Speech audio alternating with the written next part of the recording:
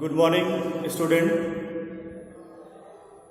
Class 9 Hindi online class में आप सभी विद्यार्थियों का हम स्वागत करते हैं। प्यारे बच्चों, क्लास 9 हिंदी ऑनलाइन क्लास की जो व्याख्यात्मक श्रृंखला है, हिंदी पद्य का जो पहला लेसन है उसकी व्याख्या हम पिछले दिनों वीडियो के माध्यम से जो कबीरदास का लेसन है साखी,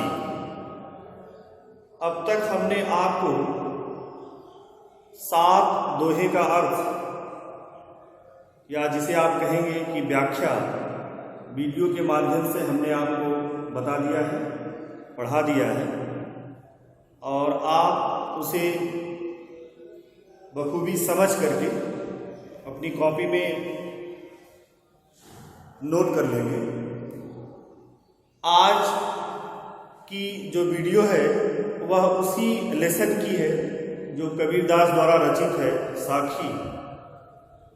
आज हम आपको जो दोहा नंबर 8 है, 9 है, 10 है और 11 है उसकी व्याख्या आपको बताएंगे। तो सबसे पहले प्रारंभ में हमने आपको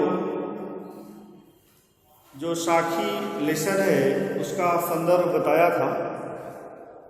आज फिर पुनः एक बार आप इस लेसन का संदर्भ सुन लीजिए और इसका जो प्रसंग है उसे भी जान लीजिए। तो इस लेसन का जो संदर्भ होगा उसमें आप लिखेंगे प्रस्तुत काव्य पंक्तियां या प्रस्तुत दोहे हमारी पाठ्य पुस्तक हिंदी काव्य खंड में साखी नामक शीर्षक से उद्धृत है, जो हिंदी पद्य साहित्य के भक्तिकालीन निर्गुण धारा के ज्ञानाश्रयी शाखा के प्रतिनिधि कवि कबीरदास द्वारा रचित है, जो साखी नामक काव्य से संकलित है। और कम शब्दों में आप अगर लिखना चाहें तो ये भी लिख सकते हैं, प्रस्तुत काव्य पंक्तियां हमारी पाठ्य पुस्तक हिंदी काव्य खंड में साखी नामक शीर्षक से उद्धृत है, जिसके रचयिता निर्गुण शाखा के कवि कबीरदास जी हैं। प्रसंग की बात करें तो इस साखी जो लेसन है आपका, इसमें इन्होंने 14-15 दोहे जो है दिया गया है। वैसे तो इनके दोहे बहुत अधिक हैं, लेकिन क्लास 9 के लिए 14-15 दोहे दिए गए हैं, वो आपकी साखी नामक लेसन में संकलित किए गए हैं। सभी जो दोहे हैं, अगर एक तरफा अगर हम बात करें तो इन्होंने इन समस्त दोहों में गुरु की महत्ता का वर्णन किया है, ईश्वर की भक्ति के महत्व को बताया है और यह स्पष्ट रूप से कह दिया है कि जो व्यक्ति अहंकारी होता है, जिस व्यक्ति के हृदय में अहंकार हो, अहम हो, वह व्यक्ति कभी भी ज्ञानी नहीं हो सकता, उसे ईश्वर की प्राप्ति नहीं हो सकती। ऐसे में कबीरदास एक संत थे और उनका ये मानना है कि हमें ईश्वर की भक्ति अगर प्राप्त करना है, संसार में ज्ञान प्राप्त करना है, तो हमारे अंदर किसी भी प्रकार का अहंकार नहीं होना चाहिए, अहम नहीं होना चाहिए। तो स्पष्ट शब्दों में अगर हम प्रसंग की बात करें तो प्रस्तुत दोहों में कबीरदास ने गुरु की महत्ता और ईश्वर की जो भक्ति है उसके महत्व का तथा मनुष्य के हृदय में अहंकार नहीं होना चाहिए, इसका बड़ा ही सुंदर और मनोहारी और उपदेशात्मक रूप से वर्णन किया है। तो प्यारे बच्चों, आइए अब चलते हैं जो इस साखी लेसन का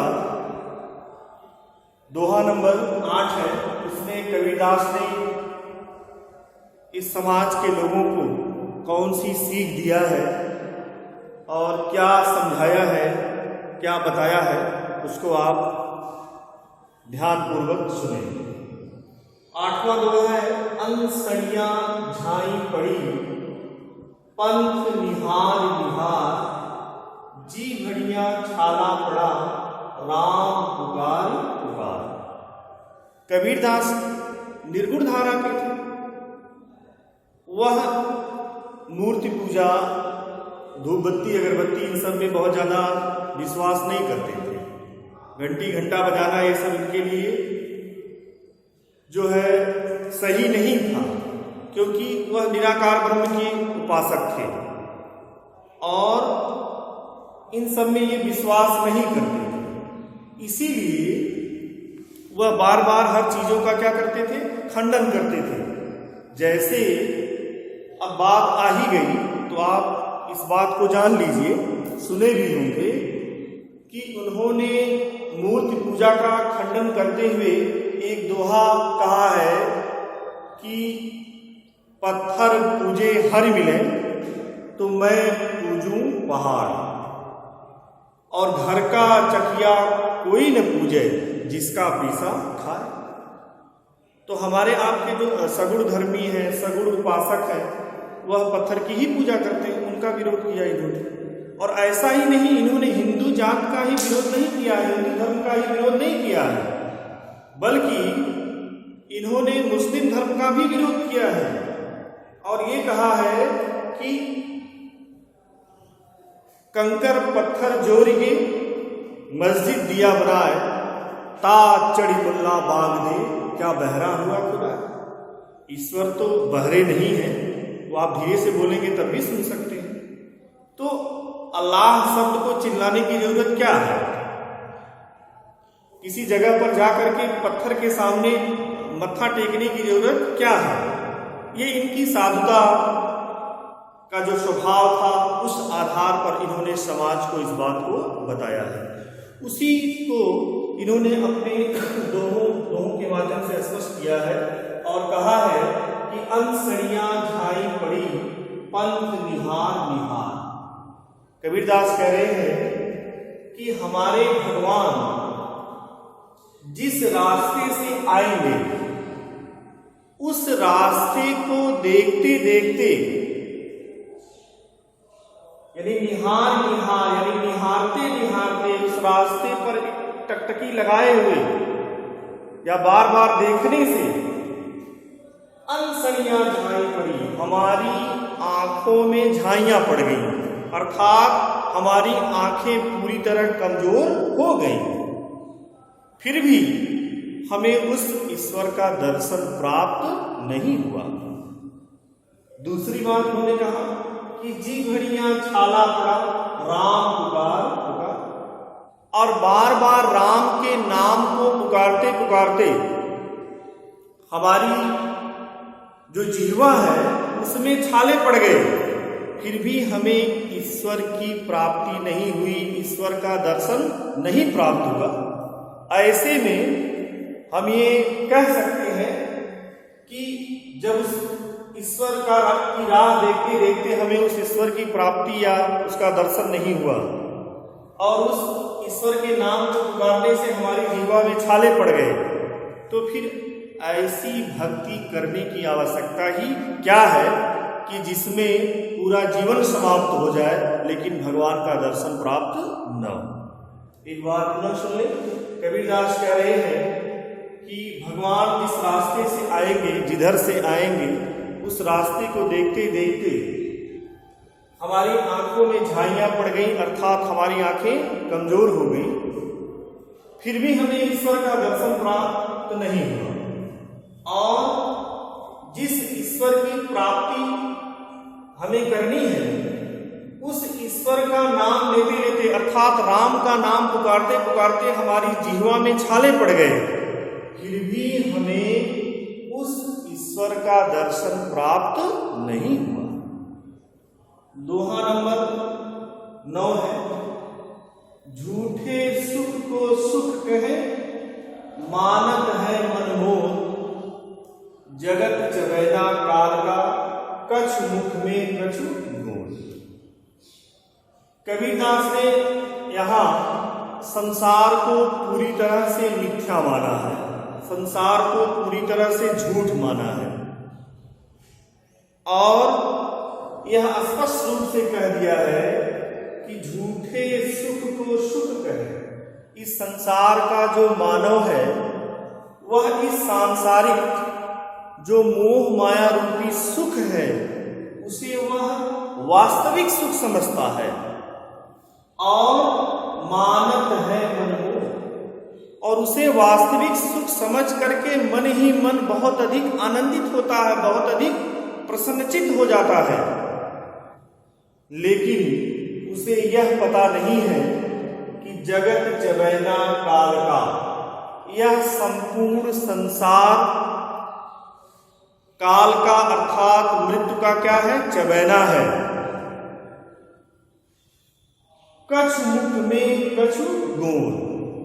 जो लोग मृत्यु को प्राप्त कर चुके हैं वह उस काल का ग्रास बन चुके हैं, अर्थात उस काल ने उनको खा लिया है, और जो लोग थोड़े बचे हैं वह उस काल की गोद में बैठे हुए हैं और उन्हें वह कभी भी खा सकता है।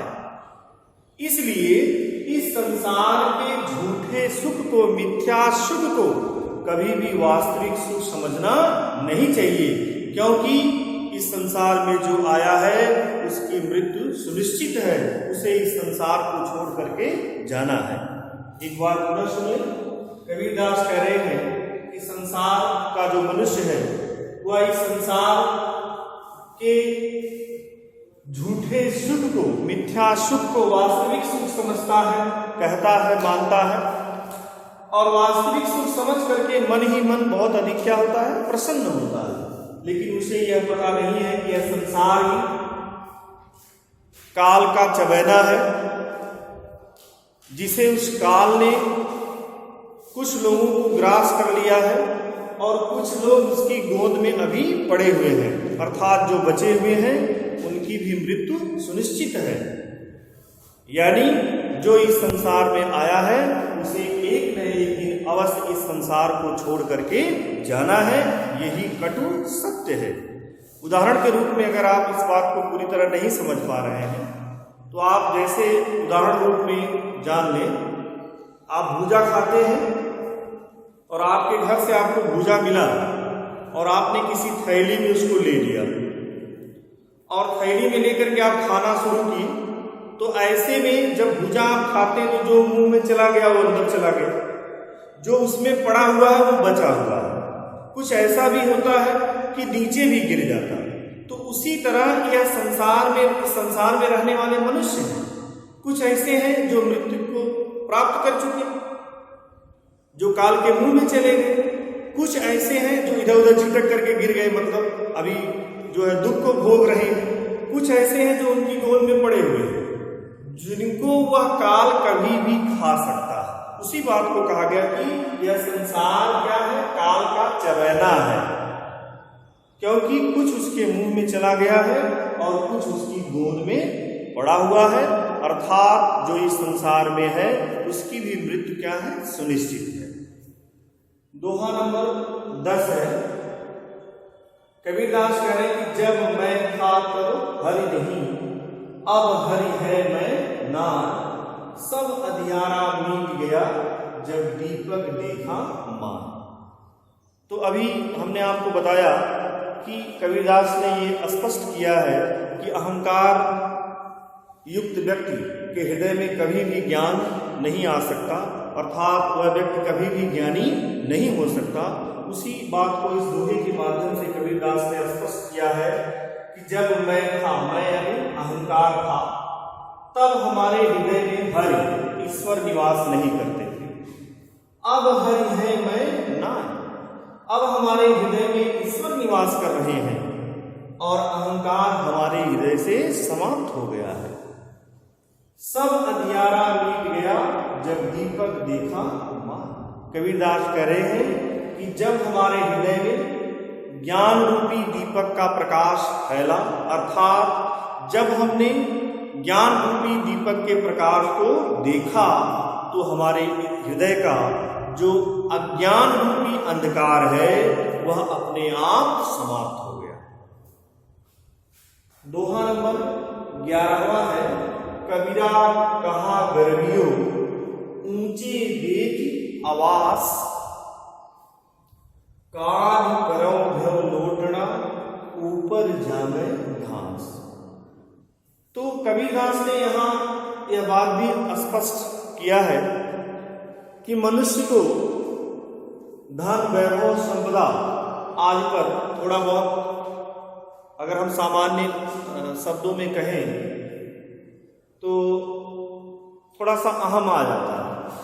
आप सामाजिक रूप से देखिए, समाज में या गांव घर में घूम करके देखिए, थोड़ा बहुत रुपया पैसा जिसके पास हो जाता है थोड़ा बहुत अहम आ जाता है। लेकिन कबीरदास ने यहाँ स्पष्ट किया है कि मनुष्य रुपए पैसे से कितनों भी धनवान हो जाए, कुछ ऐसे भी लोग होते हैं जो अपने रूप रंग आकार पर भी बहुत ज्यादा अहंकार करते हैं, घमंड करते हैं, शरीर के ऊपर करते हैं, अपनी सुंदरता के ऊपर करते हैं। लेकिन कभी ऐसा करना नहीं चाहिए, क्योंकि ये शरीर की अवस्थाएं हैं और जो क्षणिक हैं, जो एक समय के लिए, ये कभी यानी समय आने पर अपने आप क्या हो जाएंगी, समाप्त हो जाएंगी। इसलिए हमें कभी भी इस पर भी अहंकार या घमंड नहीं करना चाहिए, रूप रंग पर, आकार पर। तो उसी बात को यहाँ उन्होंने कहा है कि कबीरा कहा गर्वियो ऊंचे देख आवास, काल करो भ्यो लोटना ऊपर जामे घास। तो कबीरदास ने ये कहा कि अगर आपके पास वैभव हो गया, धन हो गया, संपदा हो गई, आप बहुत सुंदर हैं, बहुत रूप रंग वाले हैं, तो ऐसे में कभी भी अहम आना नहीं चाहिए। और उसी भाव को यहाँ स्पष्ट करते हुए उन्होंने कहा है, कबीरदास कह रहे हैं कि हमें कभी भी अपने ऊंचे भवन, ऊंची ऊंची अट्टालिकाओं, अपने वैभव तथा धन संपदा, सुंदर रूप स्वरूप आदि के ऊपर कभी भी गर्व या घमंड नहीं करना चाहिए, क्योंकि काल करो भ्यो लोटना, एक दिन ऐसा अवश्य आएगा कि जिस दिन आपकी मृत्यु हो जाएगी और आपको इस धरती पर लिटा दिया जाएगा